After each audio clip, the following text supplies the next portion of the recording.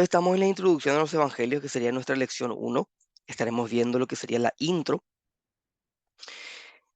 Entonces, bueno, cabe iniciar diciendo que esta lección introductoria a los evangelios menciona que la importancia de las noticias tienen una relevancia en el sentido, en el hecho de cómo las noticias pueden moldear nuestra percepción del mundo. ¿Por qué?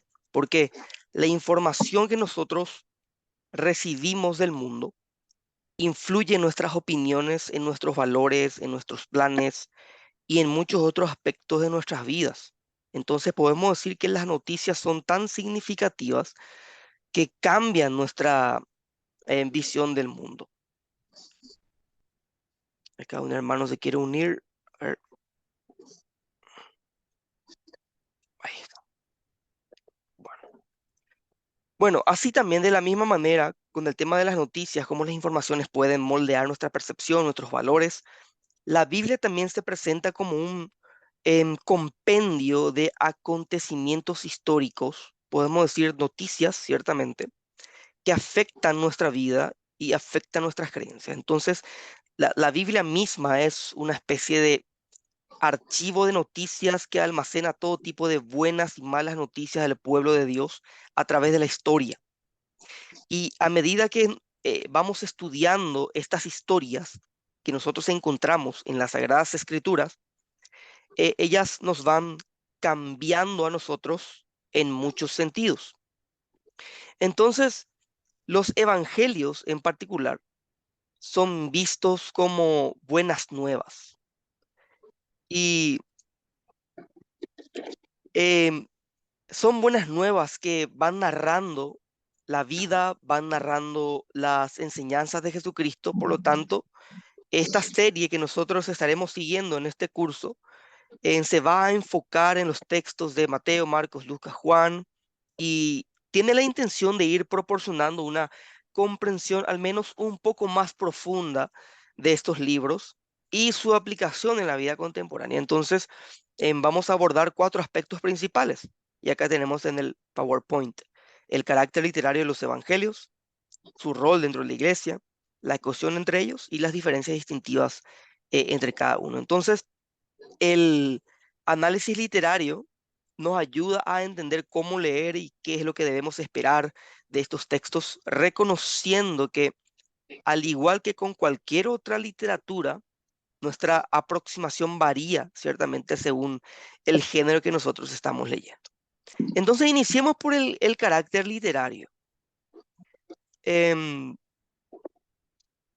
en cuanto al género literario, podemos decir que los evangelios son en esencia narraciones históricas. Narraciones históricas que relatan la vida de Jesús, al igual que otras historias. Ciertamente los evangelios también involucran al lector emocionalmente y permiten comprender las experiencias de otros a través de la vida de un personaje principal. Y sabemos que estamos hablando de Jesucristo. Entonces, al hacer una comparación con la narración histórica en general, cuando comparamos los evangelios con lo que sería la narración histórica generalmente hablando, podemos notar que hay una estructura muy similar. Tanto los evangelios como otras narraciones históricas siguen una estructura tripartita. ¿Cuál es esa estructura tripartita? Introducción, desarrollo, desafío sin conclusión también. Entonces tienen un propósito, como tal tienen un propósito porque buscan transmitir eventos pasados como hechos reales, no como hechos ficticios, sino como hechos reales, y al mismo tiempo hechos relevantes para el presente. También podemos hacer una comparación no solamente con las narraciones históricas en general, sino también con la biografía greco-romana, ya que encontramos similitudes, como por ejemplo en su enfoque en el protagonista. Se enfoca en Jesucristo. Tanto los evangelios como las biografías destacan la vida y acciones de un líder, en este caso Jesús, en cuanto a los evangelios. También pasa lo mismo con la biografía greco-romana. Y en su estructura también hay una similitud porque ambas presentan eventos de la vida del protagonista desde el nacimiento hasta la muerte y también en su propósito, ya que buscas transmitir el legado y las enseñanzas del personaje principal. Pero también existen diferencias. Por ejemplo, el tema de la audiencia. Los evangelios tienen una audiencia más específica. Por ejemplo, la comunidad cristiana temprana.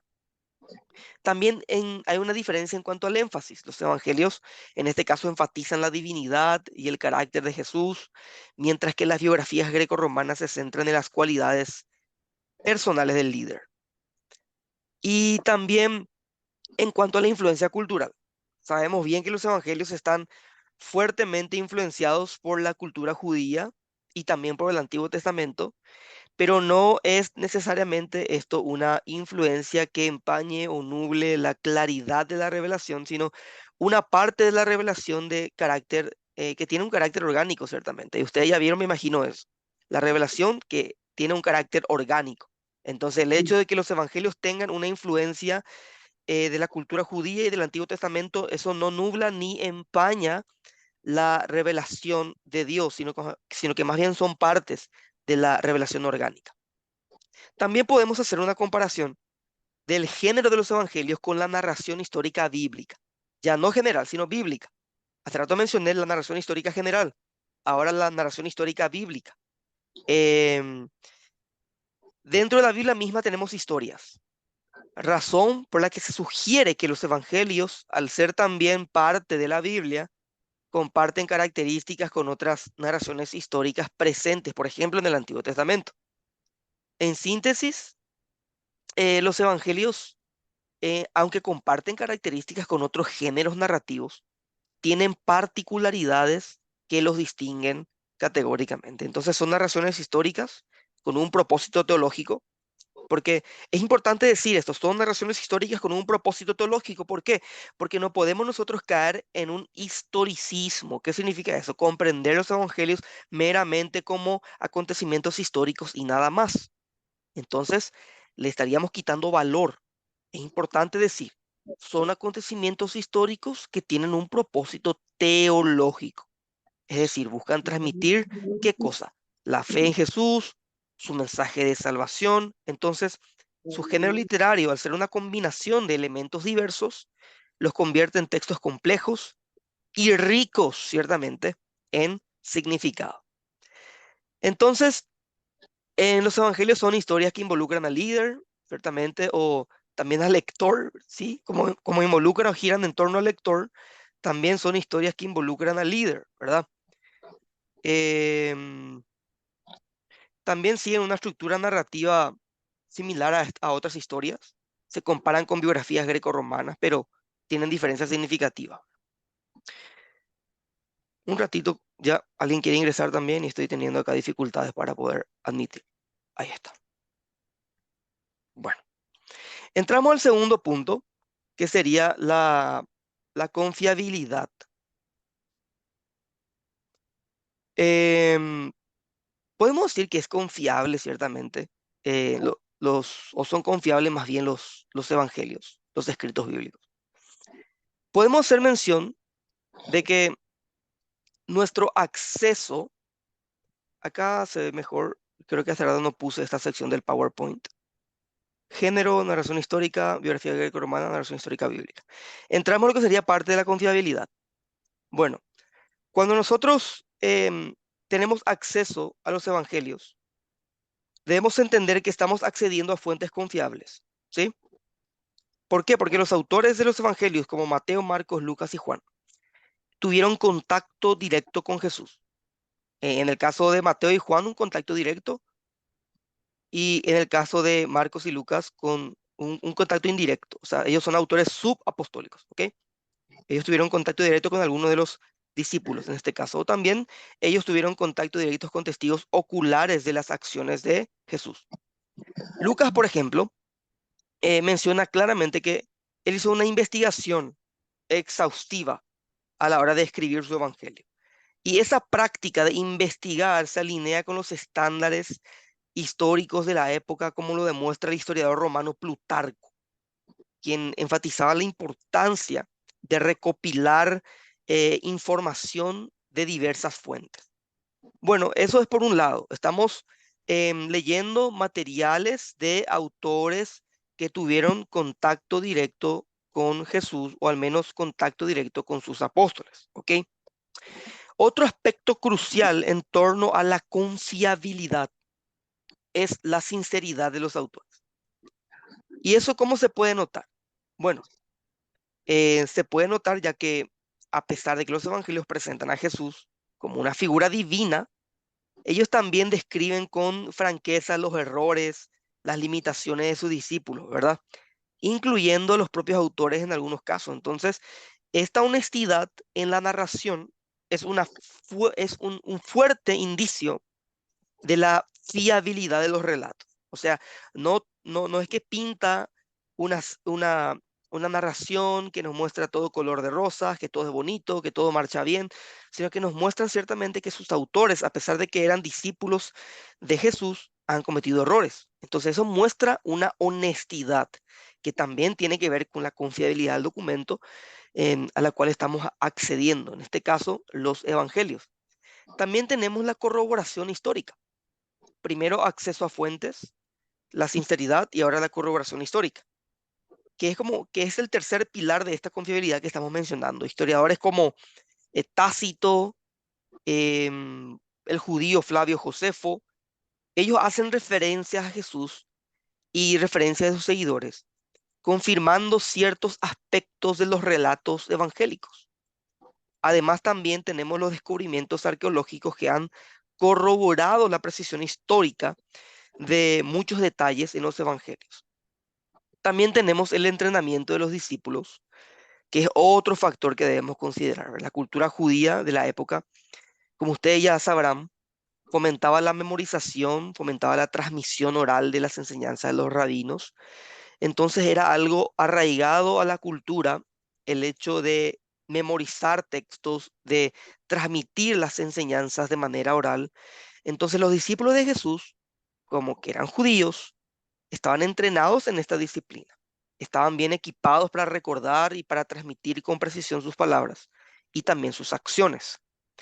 Y em, siguiendo con los demás factores, también podemos considerar las convicciones teológicas de los autores. O sea que ellos tenían una convicción teológica que también influyó en la precisión de sus escritos. Por ejemplo, en la Biblia, Juan capítulo 20, versículo 31, el apóstol allí escribe: para estas se han escrito, para que creáis que Jesús es el Cristo, el Hijo de Dios, y para que creyendo tengáis vida en su nombre. Juan 20:31. ¿Sí? ¿Qué es lo que presenta Juan? Un claro convencimiento teológico, si se dan cuenta. O sea, él está declarando que las personas pueden recibir el don divino de la vida si conocen la verdad. Tienen que conocer a Cristo.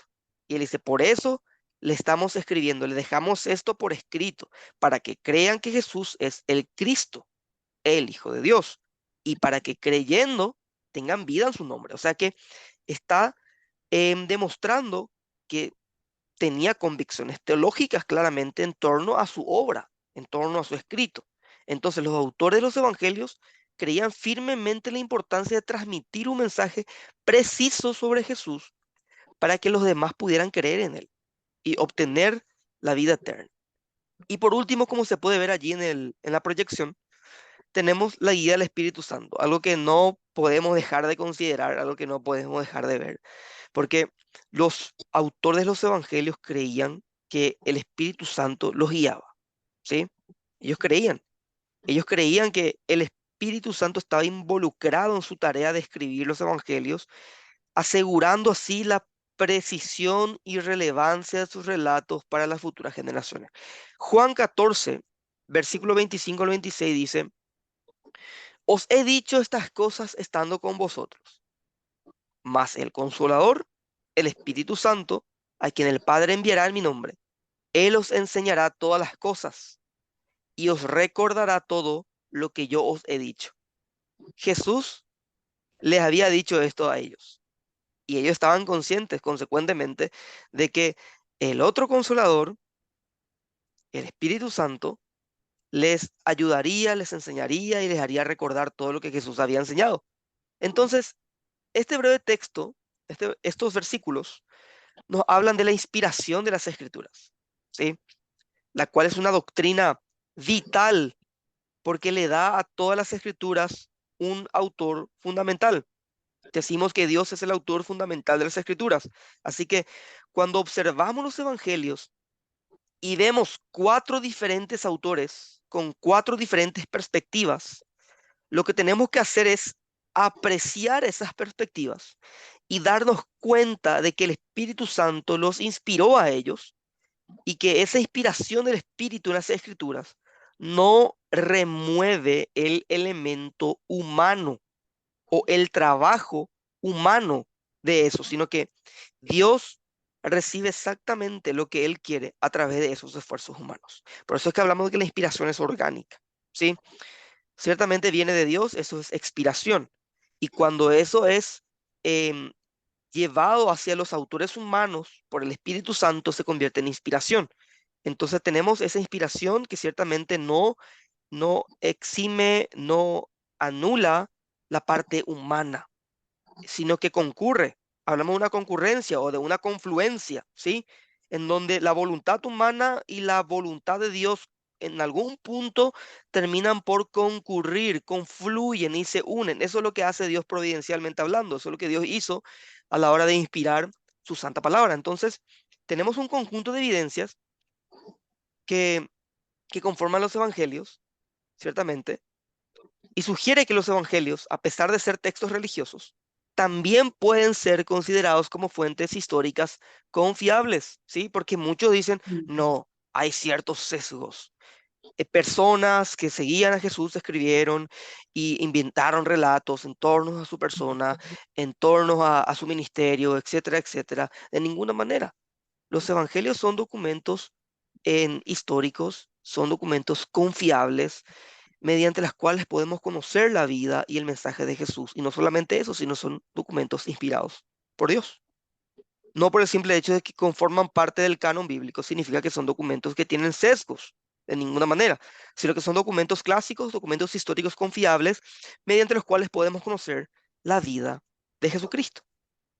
Porque si desechamos los evangelios, también deberíamos desechar todos los documentos clásicos que tenemos a disposición, ciertamente. Porque en cuanto a fidelidad, los evangelios tienen una robustez impresionante. ¿Ok?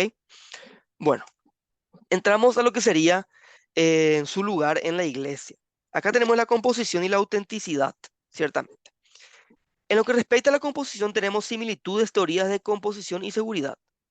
Son los puntos que narra nuestro autor del material, o nuestro material más bien. Y en lo que respecta a la composición de los evangelios, especialmente los evangelios sinópticos, ¿saben cuáles son los sinópticos, no? Mateo, Marcos y Lucas. Y el evangelio de Juan es el no sinóptico.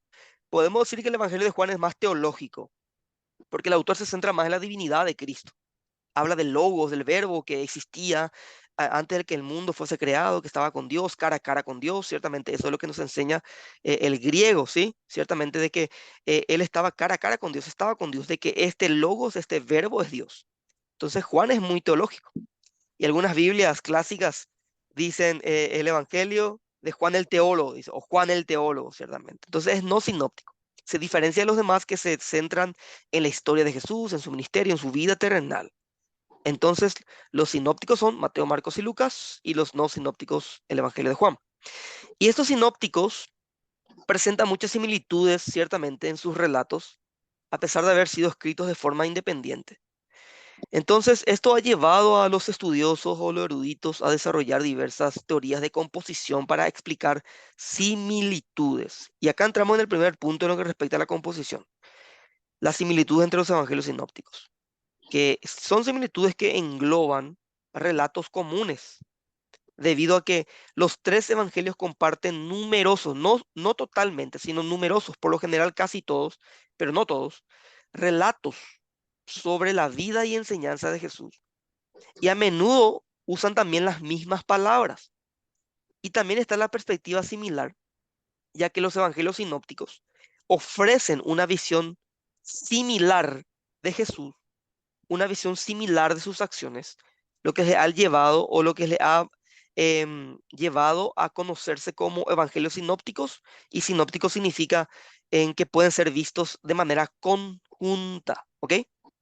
Mateo, Marcos, Mateo, Marcos y Lucas pueden ser vistos de manera conjunta. Eso significa sinópticos, pero al mismo tiempo podemos notar que tienen diferentes énfasis, ¿sí? Ya que a pesar de las similitudes que estamos mencionando, cada evangelista aporta un enfoque único. Mateo enfatiza la enseñanza de Jesús, Marcos enfatiza su acción, Lucas su humanidad, y así sucesivamente. O sea, tienen diferentes enfoques, diferentes énfasis, pero hay una similitud muy, muy alta entre estos tres evangelios o evangelistas. También tenemos las teorías. Ojo, estamos hablando de teorías que se formulan en torno a la composición de estas obras. Y acá se habla de la hipótesis documentaria. Estamos interactuando con hipótesis, no estamos interactuando con algo absoluto. Tengan en cuenta eso. Esta hipótesis sugiere que Marcos fue escrito primero, ¿sí? Y que Mateo y Lucas utilizaron a Marcos como una de sus fuentes, o como fuente principal más bien, a Marcos, además de otras fuentes independientes. Ahora la cuestión es, ¿cómo es que Mateo va a usar a Marcos de fuente si Mateo fue un apóstol que vivió con Jesucristo durante su ministerio terrenal, mientras que Marcos no fue uno de ellos? ¿Cómo es posible que Mateo use a Marcos como fuente?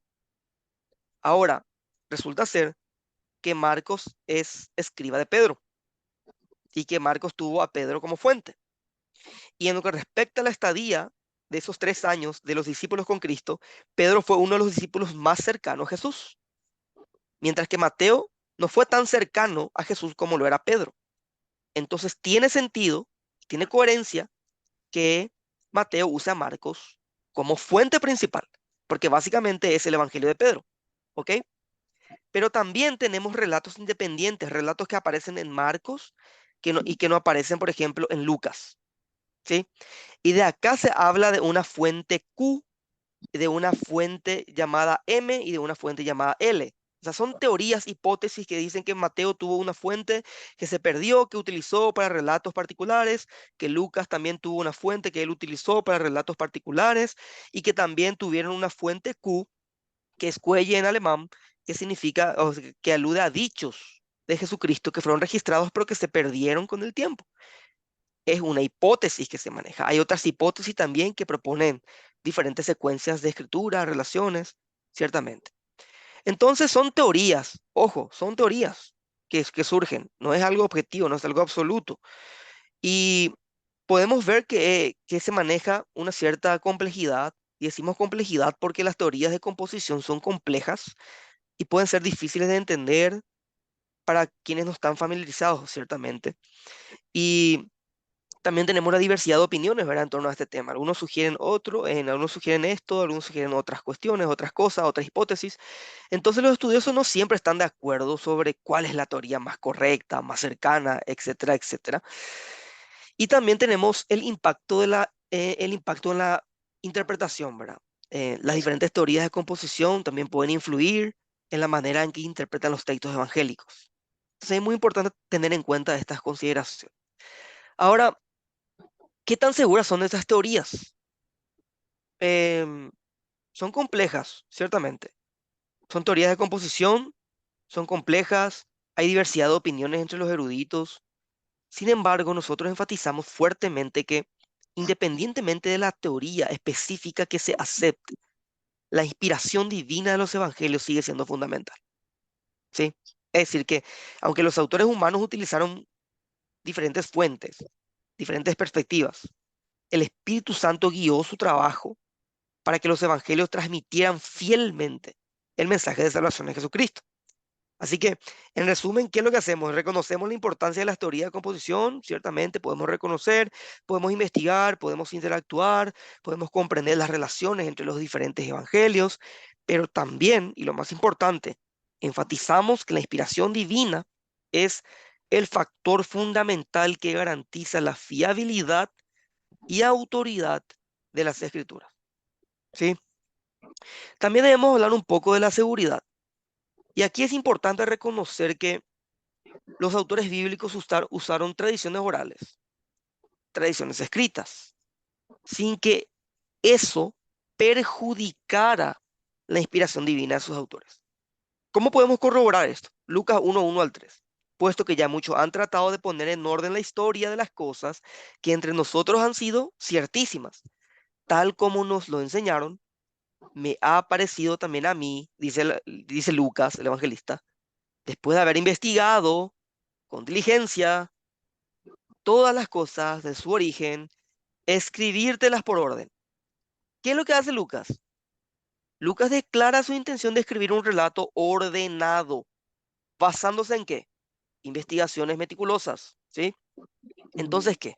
Se sobreentiende que otros evangelistas también consultaron fuentes previas, así que es probable que cada evangelista se basara en una combinación de fuentes como tradiciones orales. Por ejemplo, Marcos consultó a Pedro y posiblemente fuentes escritas existentes en la época. Y si bien existen diversas teorías acerca de la relación entre estos evangelios sinópticos, Mateo, Marcos y Lucas, no es necesario entender todos los detalles. Ojo con eso, no hace falta rompernos la cabeza en entender todos los detalles de esta composición. ¿Por qué? Porque son teorías, son hipótesis que surgen. No es necesario entender eso a la perfección o con detalles para confiar en su fiabilidad, porque el Espíritu Santo guió a los evangelistas en la compilación de información de fuentes múltiples para crear relatos fidedignos sobre la vida y la enseñanza de Jesús. O sea que decimos que la Biblia es suficiente. La Biblia no tiene errores. La Biblia es suficiente para guiarnos espiritualmente. Y también las coincidencias entre los evangelios permiten apreciar las distintas perspectivas de los autores sobre Jesús, y también el material único de cada evangelio ofrece un entendimiento más profundo. O sea, son diferentes perspectivas, pero que al final se complementan, ¿sí? Eso es muy importante entender. En cuanto a la autenticidad, ¿qué podemos decir? Bueno, acá tenemos que enfocarnos un poquito los cuatro evangelios canónicos, Mateo, Marcos, Lucas y Juan, por el motivo de que fueron aceptados como parte del Nuevo Testamento. ¿Sí? Y tenemos, ahí les puse en el PowerPoint los puntos clave. Y ciertamente la iglesia primitiva reconoció, es importante esto, reconoció, no es que creó, sino que reconoció rápidamente la autoridad de estos cuatro evangelios. ¿Qué significa eso? Que la autoridad no es que radica en la iglesia y que la iglesia crea estos escritos o le da poder canónico a estos escritos, no, sino que estos escritos ya tienen inherentemente autoridad. ¿Por qué? Porque son escritos apostólicos. Y lo que la iglesia hace es reconocer estos escritos como autoritativos. Entonces, líderes como Orígenes de Alejandría, Ireneo de León, ellos afirmaron unánimemente que solo estos cuatro, no tres, no cinco, sino estos cuatro evangelios eran auténticos y confiables. Ahora la pregunta es, ¿por qué estos cuatro evangelios fueron considerados auténticos? Justamente como mencioné, la autoría. La autoría es fundamental. Los evangelios fueron atribuidos a autores conocidos y respetados de la iglesia primitiva. Mateo y Juan eran apóstoles. Marcos tuvo una estrecha relación con Pedro. Lucas investigó exhaustivamente los relatos de testigos oculares. Conoció al apóstol Pablo. Tenemos la aprobación apostólica. Se cree firmemente que los apóstoles, especialmente Juan, aprobaron los evangelios que llevaban sus nombres y también de sus asociados, es decir, los otros, Marcos, Mateo y también Lucas. Y también el testimonio que tenemos en la iglesia primitiva, que los evangelios fueron ampliamente aceptados y utilizados en las iglesias desde sus inicios, y los testigos oculares de los eventos narraron también, confirmaron más bien en su autenticidad.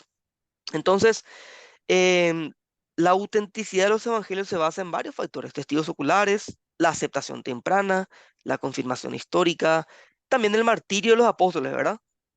Ellos y los otros, los primeros cristianos, estuvieron dispuestos a morir por su fe, y eso refuerza la credibilidad de su testimonio, porque nadie muere por una mentira, ¿verdad? Ellos murieron por su fe, porque era algo real. era algo certero, era algo objetivo. Nadie muere por una mentira. Entonces eso también suma credibilidad a sus testimonios. En cuanto a la em, unidad, quisiera ya pasar un poquito para adelante. Acá tenemos la unidad, ¿sí? Em, Tenemos una unidad temática, ¿sí? ¿Qué quiero decir con unidad temática? Que hay un tema central que eslabona o concatena los evangelios, ¿sí? Los une. Así como hay una diversidad, similitudes y hablamos de diferentes autores, existe una unidad temática en donde se destaca el mensaje central que es el reino de Dios y el papel de Jesús como su rey, como el rey de este rey. Entonces acá tenemos la misma historia, ¿sí? Que es el evangelio del reino de Dios. Y allí encontramos una unidad temática y dentro de ese tema que une a los evangelios, encontramos el evangelio como buenas nuevas. Los evangelios narran la buena noticia, evangelion en griego, la buena noticia de la llegada de qué? Del reino. Eso es lo que se anuncia. La llegada del reino de Dios a través de quién? A través de Jesús. Él viene a predicar sobre el reino, él viene a predicar del reino, él viene a llamar al arrepentimiento. También tenemos a Jesús como rey. Dentro de esta unidad temática se habla del Evangelio como buenas nuevas, se habla de Jesús como rey, porque Jesús es presentado como el cumplimiento de las profecías mesiánicas del Antiguo Testamento, trayendo la paz, la salvación y el reino de Dios ¿a dónde? A la tierra. Y también dentro de esta unidad temática se desglosa el énfasis en el reino. A pesar de que la palabra evangelio aparece con menos frecuencia que la frase reino de Dios o términos relacionados, el tema central de todos los evangelios es la llegada del reino. O sea que eso es un tema que unifica a los evangelios. También tenemos el punto 2 de esta sección que dice Jesús. Y acá tenemos pruebas. ¿Pruebas de qué? De la venida del reino de Dios. ¿En quién? En Jesús. Por ejemplo, poder sobre los demonios. Jesús demostró su autoridad real al expulsar demonios. Eso era una evidencia de que el reino se había acercado, ¿sí? El poder de sanar, la capacidad de Jesús para sanar enfermedades y resucitar a los muertos, era una manifestación del reino de Dios. Poder para perdonar pecados. Jesús tenía la autoridad para perdonar pecados, sigue teniendo esa autoridad, lo que demuestra o demostraba su dominio sobre el pecado, su dominio sobre la muerte. Entonces son pruebas, evidencias que nos muestran la venida del reino en Jesús.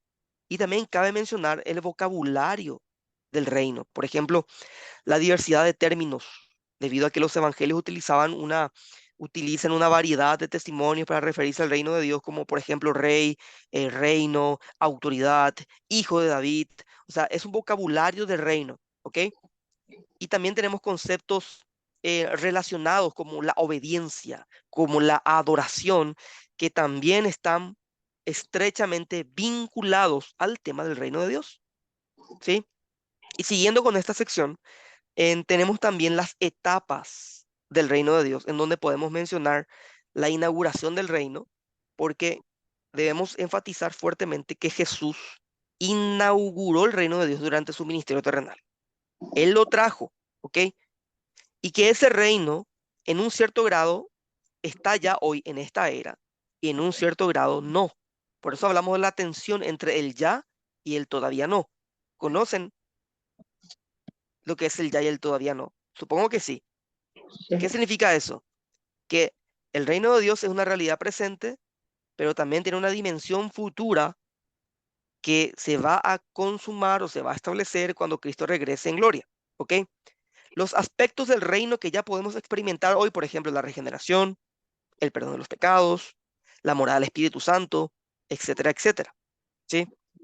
Entonces, también podemos mencionar la muerte y resurrección de Jesús, que son eventos que marcaron el clímax de la oposición al reino de Dios y al mismo tiempo la victoria de Cristo. Hay una doctrina que nació en el campamento luterano que se llama el Christus Victor, ¿sí? El Cristo victorioso. ¿ok? Que es una forma de entender también lo que ha ocurrido en la cruz. Entonces, el Cristo victorioso se nos presenta allí en su muerte y en su resurrección. Entonces, este evento de la victoria de Cristo es un evento que marcó un clímax en lo que respecta a la oposición al reino. Él ya es victorioso, así que no hay nadie que tenga victoria sobre Cristo, sobre su reino, en absoluto, categóricamente. Entonces, ¿qué podemos decir en resumen? Que los cuatro evangelios cuentan una historia unificada, ¿ok? No se contradicen, tienen diferentes perspectivas, ¿cierto? Pero se complementan. Hay un tema, una unidad temática, que es la llegada del reino de Dios a través de quién? A través de Jesús. Y a pesar de esas diferencias estilísticas, a pesar de los enfoques particulares, todos los evangelistas presentan a Jesús como el rey mesiánico que ha inaugurado el reino de Dios en la tierra. Los milagros de Jesús, su enseñanza, su resurrección son pruebas de su autoridad y de la realidad del reino. Y aunque el reino de Dios ya está presente, los creyentes esperan aún su consumación final cuando nuestro Señor Jesucristo regrese por segunda vez. ¿Sí? Em, También tenemos la variedad. ¿Sí? Y acá resulta interesante en lidiar un poquito con las aparentes dificultades. Debemos indicar en esta sección que cada uno de los autores presentan una perspectiva única. Como ya mencioné, una perspectiva única sobre la vida y las enseñanzas de Jesús, razón por la cual, a pesar de las muchas similitudes entre los evangelios, existen algunas diferencias aparentes que pueden generar confusiones. ¿Sí? Por ejemplo, y esto lo voy a mencionar de manera muy breve porque el tiempo no nos da. La cronología. Es importante indicar que los evangelistas no siempre siguen un orden cronológico estricto al narrar los eventos. Ellos por lo general se encuentran priorizando a veces temas o conexiones geográficas, pero aparentemente por eso puede haber una divergencia cronológica, pero es porque ellos no se centran en eso, sino más bien podemos encontrar a los evangelistas priorizando a veces temas o conexiones geográficas. También el tema de las omisiones, ¿sí? Omisiones. En algunos eventos, por ejemplo, o algunas enseñanzas aparecen en unos evangelios, pero no en otros. Y eso puede deberse a diferentes enfoques o también puede deberse a la decisión de no repetir información que ya se presentó en otro documento. ¿Ok? También tenemos los eventos diferentes. A veces, por ejemplo, dos evangelistas o dos evangelios parecen describir un mismo evento de manera diferente, pero podrían más bien estar refiriéndose a incidentes similares que ocurrieron en distintos momentos, que ocurrieron en distintos lugares, ¿sí? Además, tampoco hay contradicciones, porque en uno de los evangelistas nos narra que cuando Jesús fue presentado, por ejemplo, en el Sanedrín, em, le abofeteaban y le preguntaban, dinos quién te abofeteó, ¿verdad? Y nos preguntamos por qué. ¿Por qué le preguntan eso? ¿Acaso Jesús no veía quién le pegaba? Y otro de los evangelistas nos dice que Jesús estaba vendado, que tenía una venda en los ojos. Entonces vemos cómo hay diferentes perspectivas. Algunos son más detallados o detallosos, mientras que otros no tanto. Y vemos cómo los evangelios se complementan entre sí. De hecho, eso es lo que hace que los evangelios sean fidedignos. Porque si existiera un estilo exacto, si los detalles narrados fueran completamente iguales, eso podría ser un indicio de falsedad, de sospecha. Pero las diferencias en cuanto a estilo, detalles, perspectivas, nos muestran, nos enseñan que son fidedignos. Eso apunta más bien a una fidedignidad, a una confiabilidad antes que a una sospecha de falsedad, ¿ok? Y también tenemos los discursos diferentes, ¿verdad? Que algunos discursos de Jesús podrían haber sido compilados a partir de diferentes enseñanzas pronunciadas en diversas ocasiones, también, ¿verdad? Entonces, Jesús bien pudo haber repetido varias enseñanzas, algunos narraron esa enseñanza en algún otro momento, otros la misma enseñanza en algún otro momento. Entonces, es allí en donde puede existir una pequeña divergencia al respecto. También tenemos los énfasis distintivos, ¿sí? Acá tenemos preguntas que el material pone para poder desarrollar esta parte. ¿Quién es Jesús de Mateo? ¿Quién es Jesús de Marcos? ¿Quién es Jesús de Lucas? ¿Quién es Jesús en Juan? Bueno, es evidente que cada evangelista presenta una perspectiva única sobre la vida y enseñanza de Jesús. Esto lo voy repitiendo muchas veces porque es así. Y se enfatiza diferentes aspectos de su ministerio terrenal. Mateo, por ejemplo, presenta a Jesús como el rey mesiánico de Israel. Y hay muchísimas, muchísimas citas del Antiguo Testamento que Mateo trae a colación y que cita en su documento con el fin de probar que en Cristo se cumple la profecía mesiánica, que en Cristo se cumplen las profecías del Antiguo Testamento. Mateo se encuentra enfatizando una y otra vez la ley de Dios, la importancia de obedecerla con el corazón, de que Cristo no vino a abolir la ley, sino a cumplir la ley. Entonces, ese es el enfoque que Mateo presenta, ¿sí? Marcos de repente destaca a Jesús como el sufriente Hijo de Dios, ¿sí? Como el siervo, como aquel que conquista las fuerzas del mal a través de su sacrificio. Él enfatiza la importancia del discipulado, la disposición a sufrir por Cristo, o sea, él muestra al siervo sufriente. Mientras que Lucas presenta a Jesús como el redentor misericordioso, que se preocupa de los pobres, que se preocupa de los marginados, enfatiza la compasión, la confianza en Dios, la importancia de cuidar de los necesitados. Entonces, eh, Lucas tiene ese énfasis, ¿sí? Esa perspectiva en torno a Cristo. Y Juan destaca la identidad divina. Ya había mencionado hace rato, Juan es un teólogo. A Juan le interesa demasiado la divinidad de Jesús. Y él está destacando la divinidad de Jesús como el Hijo de Dios, como el Verbo, como el Logos encarnado, hecho carne, mediante quien fueron creadas todas las cosas. Eso es lo que destaca Juan. Él destaca el papel de Jesús en el plan eterno de salvación. Él enfatiza el amor como la esencia del discipulado. Él enfatiza que la divinidad de este verbo que vino a este mundo a cumplir una misión específica. Entonces vemos acá distintos énfasis en estos autores. Y en conclusión, ¿qué podemos decir? Bueno, podemos decir que los cuatro evangelios, aunque comparten un mismo núcleo central, un mismo, una misma columna vertebral, por decirlo de alguna manera, al mismo tiempo ofrecen perspectivas únicas y perspectivas complementarias sobre la vida y enseñanza de Jesús. Entonces, las diferencias entre ellos no son contradicciones, ojo con eso, no porque hayan diferencias, necesariamente deben haber contradicciones o son contradicciones de ninguna manera, sino más bien son diversas facetas de una misma realidad. Así que cada evangelista, inspirado por el Espíritu Santo, resaltó aquellos aspectos de la vida de Jesús que consideraban más relevantes para su audiencia y para el propósito de su escrito. Entonces, en fin, lo que buscamos entender es cómo la variedad de los evangelios, lejos de ser un problema, termina enriqueciendo nuestra comprensión de la vida y enseñanza de Jesús.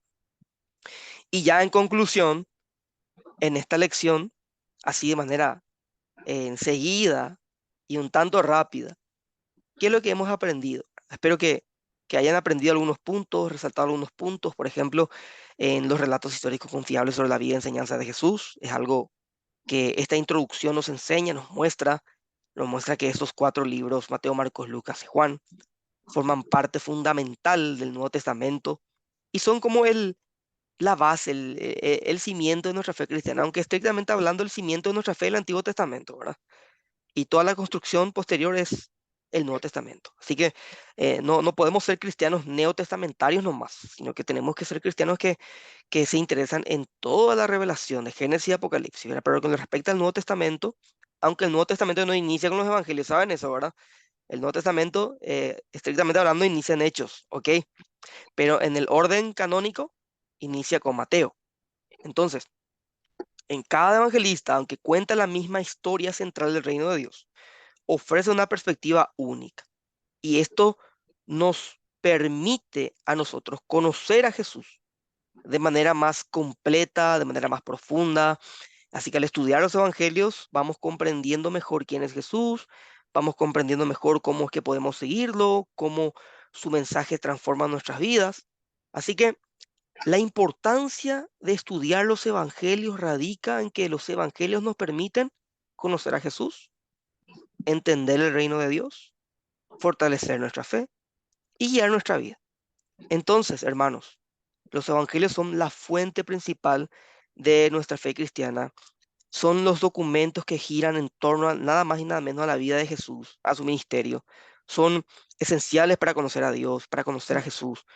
Entonces, mientras más vamos leyendo los evangelios, debemos ir profundizando nuestra comprensión de la fe y experimentar un crecimiento espiritual más robusto, ¿verdad?